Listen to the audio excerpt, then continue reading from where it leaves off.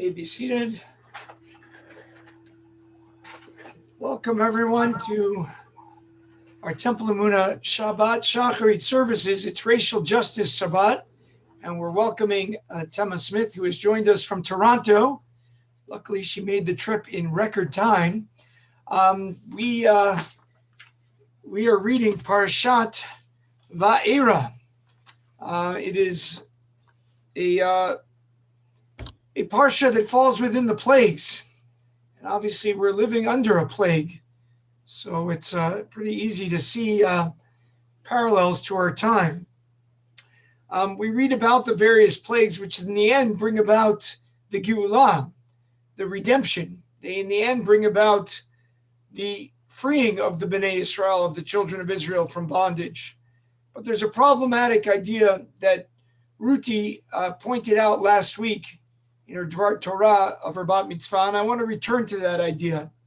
It's the verse where God tells Moshe, "Va'ani akshe et lev Pharaoh, v'hirveti et ototai v'et moftai va'aretz." Right? God tells Moshe, I'm actually going to do this.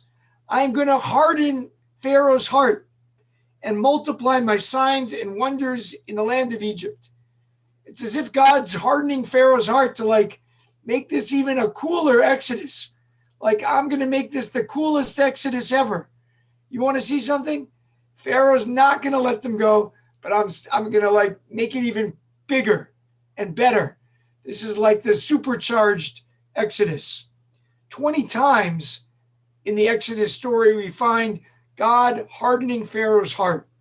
And of course, as Ruti asked last week, how can this be? Is this not against free will? Isn't there free will?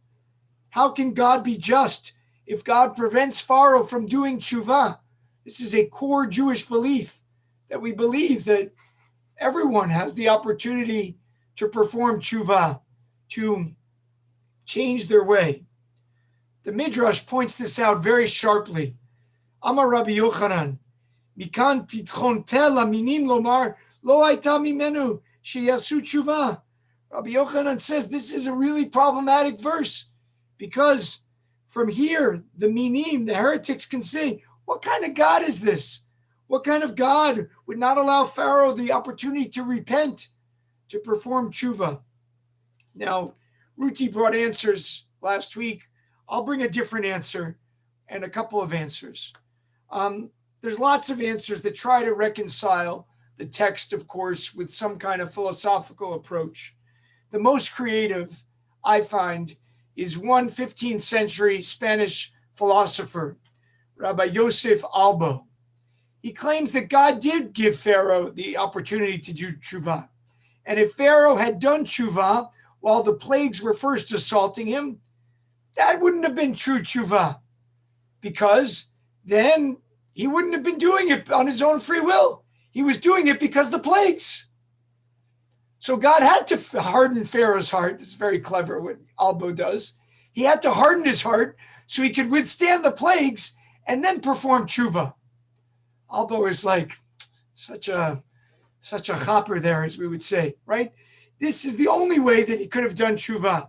If he were doing tshuva when he was being tortured, right, any of us would have asked for mercy and said enough. So God had to harden Pharaoh's heart so he could counteract the plagues.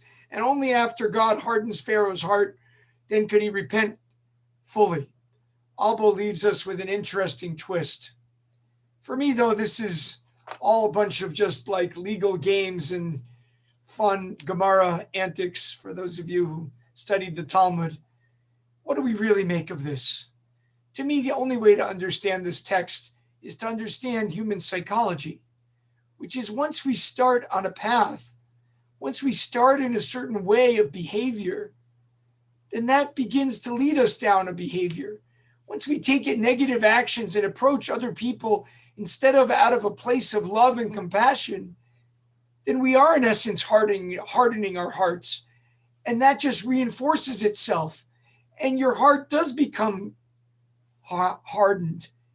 And you become less aware of the people around you and less able to bring a sense of love and compassion into the world. We see this time and time again. We see this right now in our American political system. People who've gotten so caught up in their own hate and their own narratives that they've lost the ability, in essence, to perform tshuva. Maybe that's what the text is pointing us to.